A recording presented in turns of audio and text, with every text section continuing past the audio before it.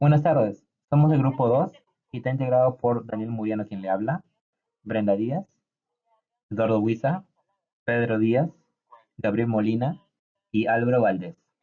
El día de hoy mi grupo va a presentar dos papers. El primero va a ser Contingency Research and Operations Management Practices. Aquí le mostramos la estructura que va a consistir para ambos papers. Vamos a comenzar primero con un contexto, dos, el planteamiento y la problemática, tres, la categorización de la variable, cuatro, el marco teórico, cinco, hipótesis, metodología empleada y conclusiones, y por último, seis, tenemos la recapitulación. Bueno, vamos a comenzar con el contexto. Durante las tres últimas décadas, las buenas prácticas han proliferado en el sector de la OM, que la OM es la gestión de operaciones, haciendo que muchas empresas vean esta como una solución a todos sus problemas y además lo están pensando que es como una herramienta genérica. Se están realizando investigaciones en este ámbito de estudio.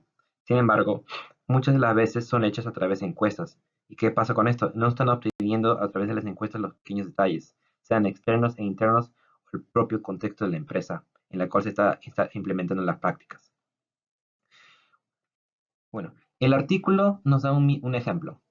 El ejemplo es que muchas empresas al generalizar las buenas prácticas han encontrado dificultades en la implementación, pensando que este problema es parte del proceso de mejora para la empresa, y no lo están pensando como si fuera un problema de compatibilidad de la misma práctica con el contexto de la empresa. Ahora le proponemos nosotros un ejemplo. Pongamos la empresa Levi's y una tienda cualquiera de Gamarra. Ambos podrían implementar las mismas prácticas debido a que están en el mismo rubro. Pongamos que Levi's implementa la buena práctica y alcanza la meta. Sin embargo, en Gamarra se implementa la misma práctica y no alcanza la meta.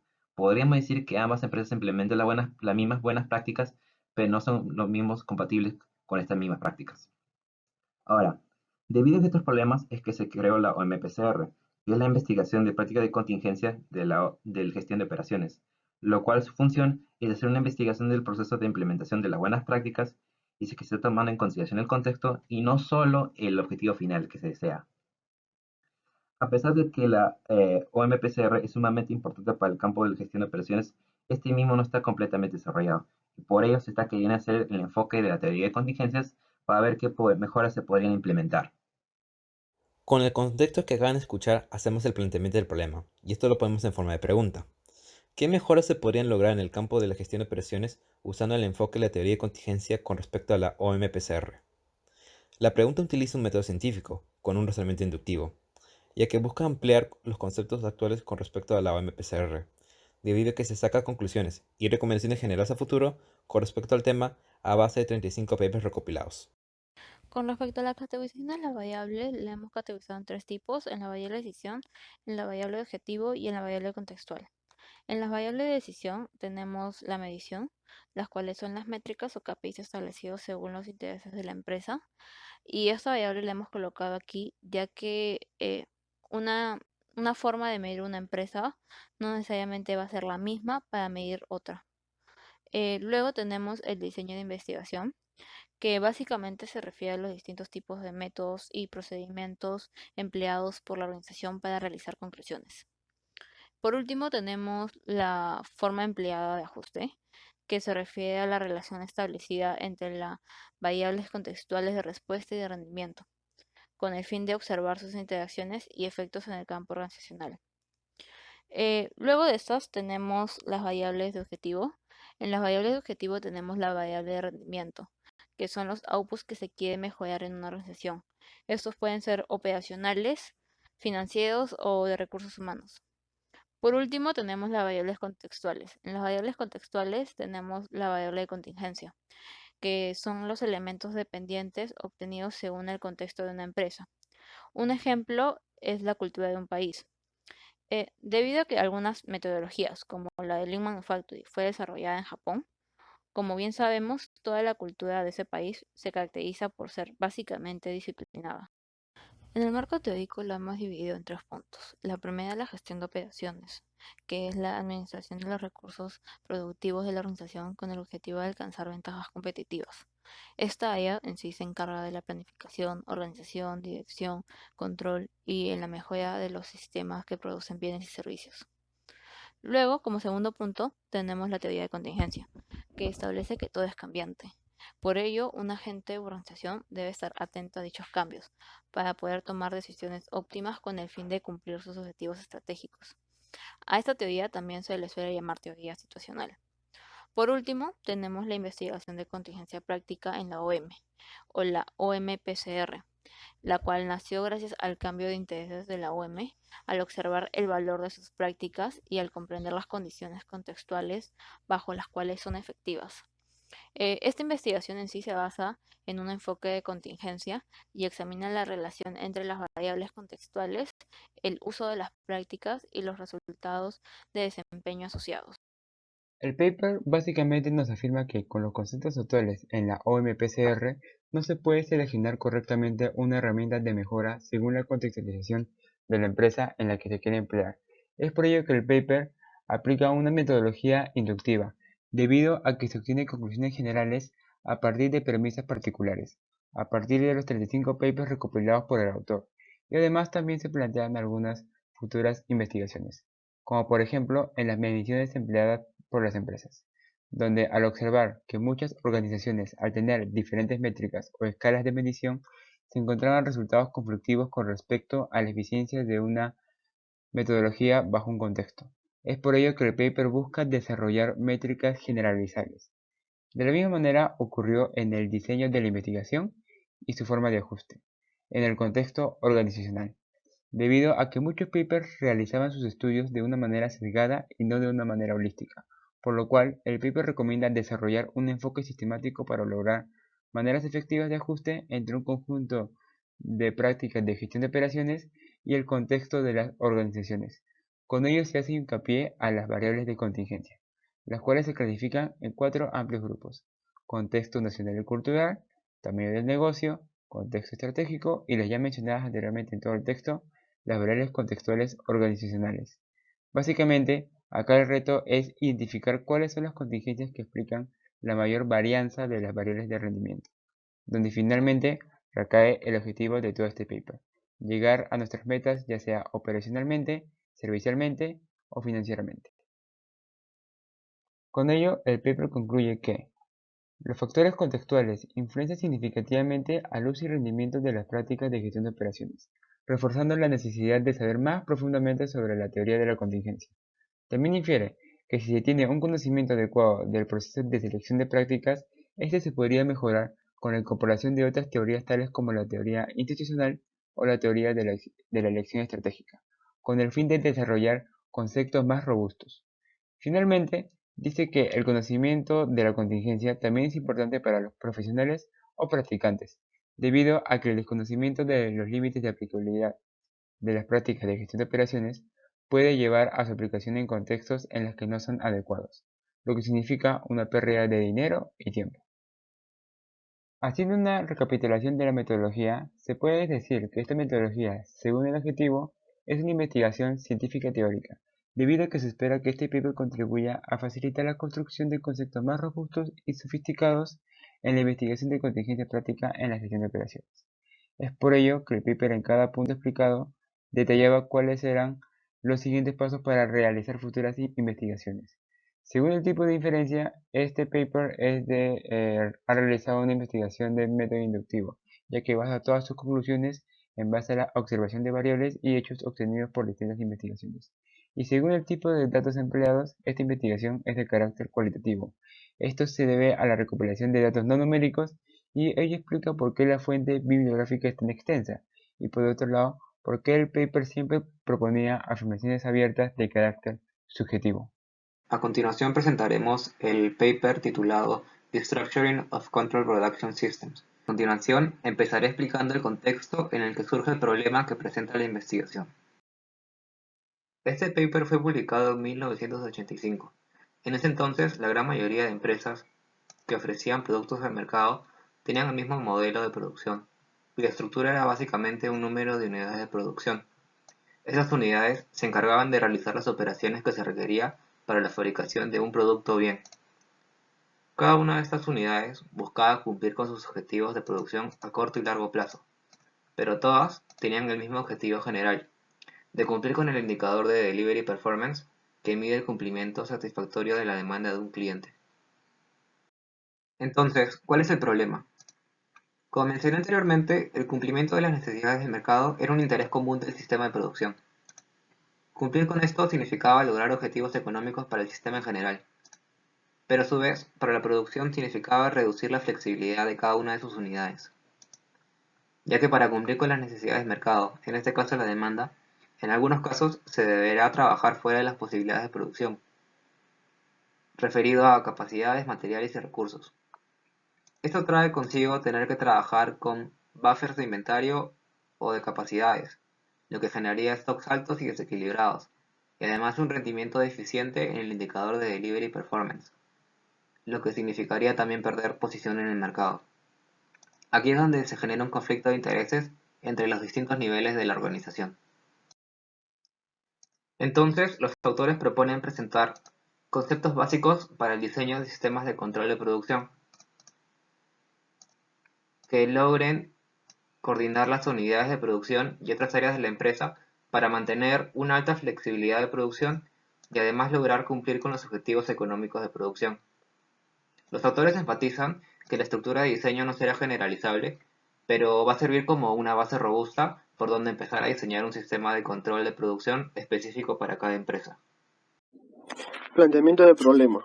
En el planteamiento de problema vamos a definir primero la empresa actual. La empresa actual cuenta con un control de flujo de mercancías, la cual también está sujeta a un MRP. Para ese entonces fue un avance sustancial, pero el MRP traía consigo un problema de inflexibilidades, lo cual generaba un vacío cuantitativo. Para ese entonces, el autor busca llenar dicho vacío cuantitativo, pero ¿cómo? Aportando conceptos básicos para el diseño de sistemas de control de producción. La empresa contaba con dos áreas claras y bien definidas. Por un lado tenemos el área de producción y por el otro el área de ventas. Para ese entonces no trabajaban de manera sincronizada ni compartían información, lo cual era un problema para la empresa. De eso planteamos, ¿de qué manera se puede diseñar un sistema de control de producción de modo que cumpla los requerimientos del mercado, trabajando dentro de las posibilidades de producción? Los requerimientos del mercado eran plazos cortos, calidad y producción a tiempo. Dentro de las posibilidades de producción me refiero a que todo lo que vende el área de ventas, el área de producción tenga la capacidad de producir. Entonces, para que se pueda realizar eso, tiene que haber una coordinación y un flujo de información continua. Dado esos dos puntos, la empresa puede cumplir sus objetivos económicos mucho mejor. Categorización de las variables. En la categorización de variables tenemos variables de objetivo, que vendrían a ser tiempo de entrega, calidad y producción a tiempo. Pero para que se puedan cumplir estos puntos, se tiene que tomar en cuenta la variable de decisión, lo cuales son, debemos de tener materiales y recursos, las operaciones tienen que estar claras y definidas, la unidad de producción tiene que trabajar con la información de ventas. Por otro lado tenemos las variables contextuales, que no son de interés particular de estudios, pero que pueden ser relevantes para el contexto de estudio. Ahora hablaremos sobre el marco teórico del paper y cómo estos ayudan a formular una hipótesis. Ahora comenzaremos hablando sobre algunos conceptos básicos. Primero, los materiales. Estos son los objetos necesarios para realizar operaciones. Estos materiales entran dentro del sistema de producción y se transforman dentro de las operaciones para convertirse en un output deseado. Un ejemplo podría ser filamentos de tela, que al entrar a una tejadora a través de un proceso se vuelven rollos de tela más grandes para usarse a futuro.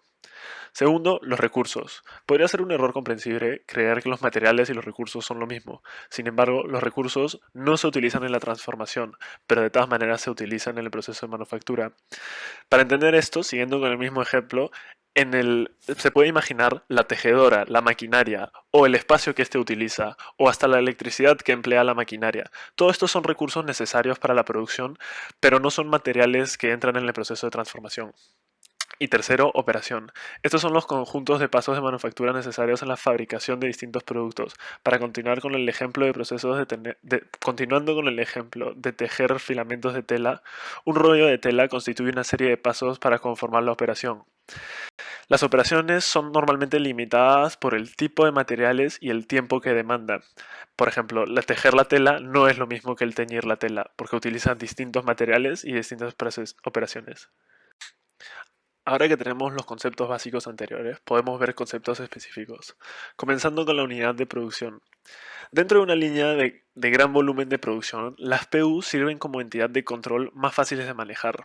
Son un único set específico de capacidades realizando un conjunto específico de operaciones que requieren materiales específicas. Estas unidades de producción son utilizadas como una manera homogénea de logística. Significa que dentro de un gran proceso de producción se ven como grupos más pequeños y fáciles de manejar. A continuación, la coordinación de unidades de producción se conoce como el control de flujo de bienes, o GFC por sus siglas en inglés. El objetivo de controlar el flujo de mercancía es lograr un cierto rendimiento de entrega, teniendo en cuenta las restricciones operativas del PU. Las principales funciones del GFC son: se encarga de coordinar el lanzamiento de las órdenes de trabajo a las distintas unidades de producción, provee los materiales requeridos y a tiempo, y coordina las órdenes con los clientes.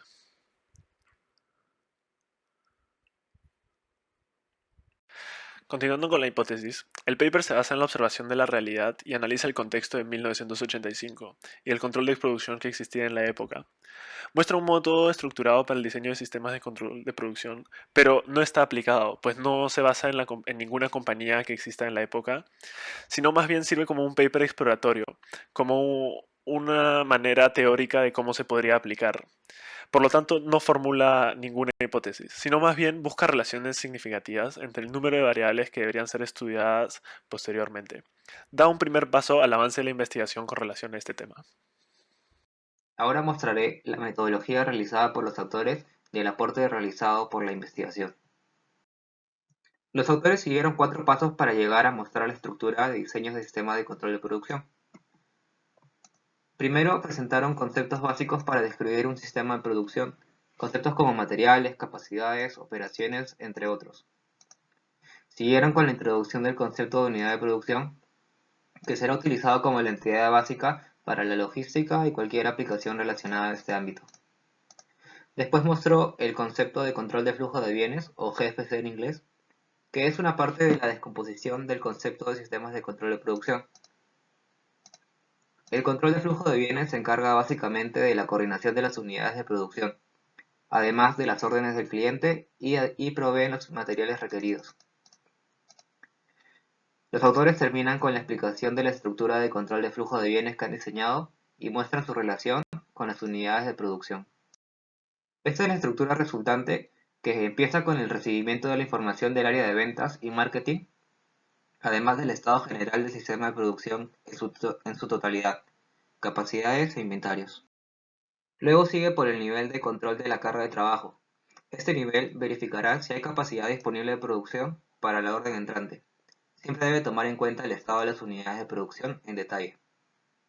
Sigue con el nivel de coordinación de materiales. Este nivel se centra en generar un buen balance entre los inventarios individuales. Ellos indicarán qué órdenes deben tener prioridad y qué órdenes no. Solo se lanzará la orden de trabajo si es que los dos controles están conformes con esta decisión.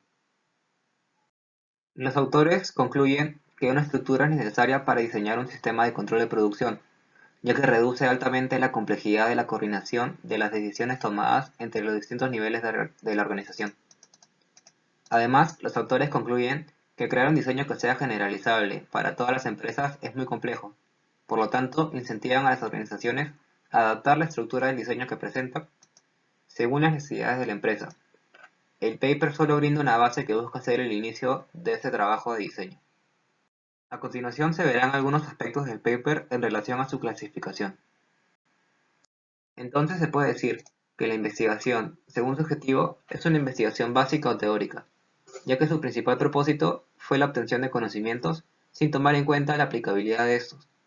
Los autores buscaron ser el inicio de otras investigaciones. Según el tipo de inferencia, es de método inductivo, porque los autores basan sus conclusiones a partir de la observación de los hechos.